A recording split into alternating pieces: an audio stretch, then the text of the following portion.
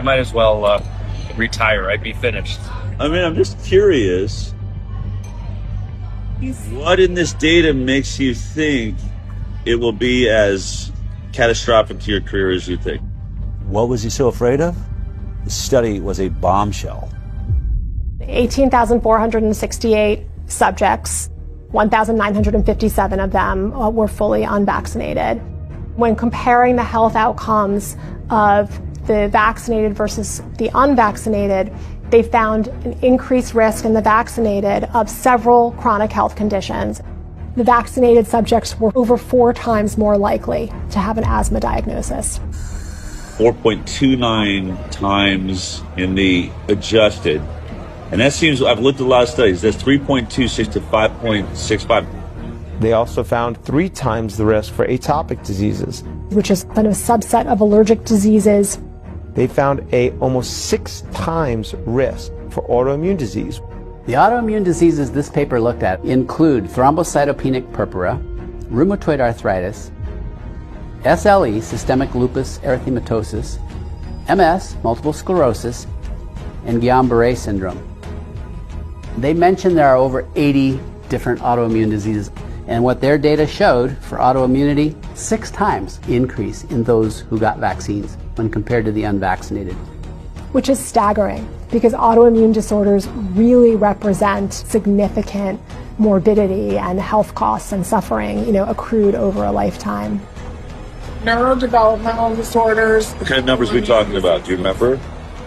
5.5 times risk for neurodevelopmental disorders. We know that the immune system is intimately connected with both brain development and brain functioning. And so when the immune system gets triggered by illness, potentially by vaccination, you can get neuropsychiatric symptoms, presumably related to brain inflammation and, immune processes in the brain. 2.92 times the amount of motor disabilities, 4.47 times the amount of speech disorders in the vaccinated compared to the unvaccinated. 3 times the rate of developmental delay. They found the same things I found related to allergy and autoimmunity.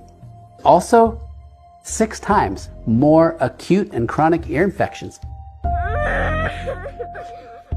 Interestingly, there were several health conditions where they couldn't even do this analysis because there were none in the unvaccinated group.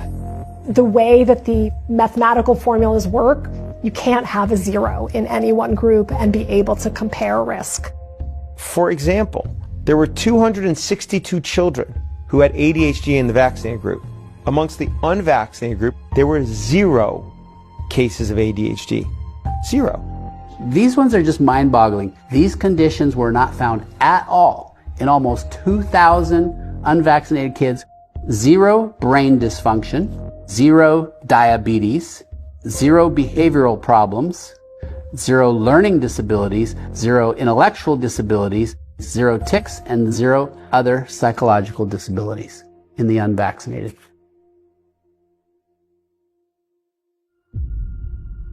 I'm going to read the conclusion here.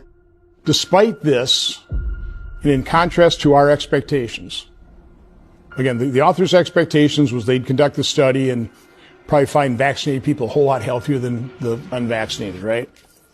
This is what we found. We found that exposure to vaccination was independently associated with an overall 2.5-fold increase in the likelihood of developing a chronic health condition when compared to children unexposed to vaccination.